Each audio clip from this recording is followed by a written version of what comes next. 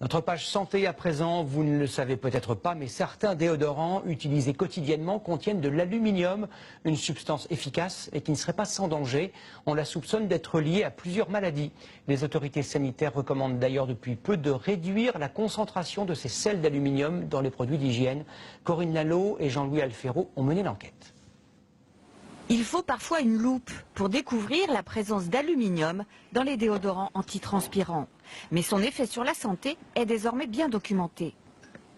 Les autorités sanitaires françaises aujourd'hui disent que la sécurité sanitaire des consommateurs n'est pas assurée en conditions normales d'utilisation avec les antitranspirants. Les sels d'aluminium ont pour fonction d'empêcher la transpiration, mais le problème, c'est qu'ils pénètrent dans l'organisme. Ce sont les docteurs Guillard et Pinault qui l'ont démontré grâce à cette salle blanche de l'hôpital de Poitiers. La découverte s'est faite avec le cas d'une femme qui souffrait d'une grande fatigue sans savoir pourquoi. Cette femme utilisait un antiperspirant tous les jours, elle l'a utilisé pendant 4 ans. On s'est aperçu que l'aluminium était extrêmement élevé dans le sang, extrêmement élevé par rapport à un être humain normal. Et on lui a dit d'arrêter les antiperspirants.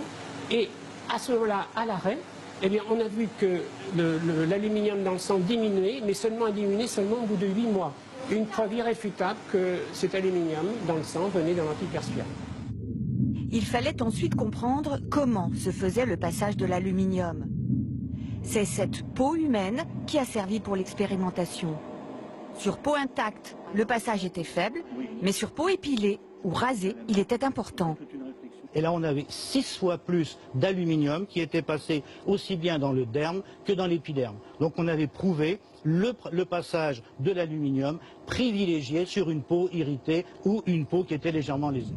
Une fois dans l'organisme, l'aluminium circule et peut se déposer dans les os et même dans le cerveau en traversant la barrière entre le sang et le cerveau. Il est toxique pour les cellules. Pourtant, de leur côté, les fabricants de cosmétiques estiment que rien ne justifie une remise en cause de leur pratique. Ils n'ont pas désiré répondre à nos demandes d'interview.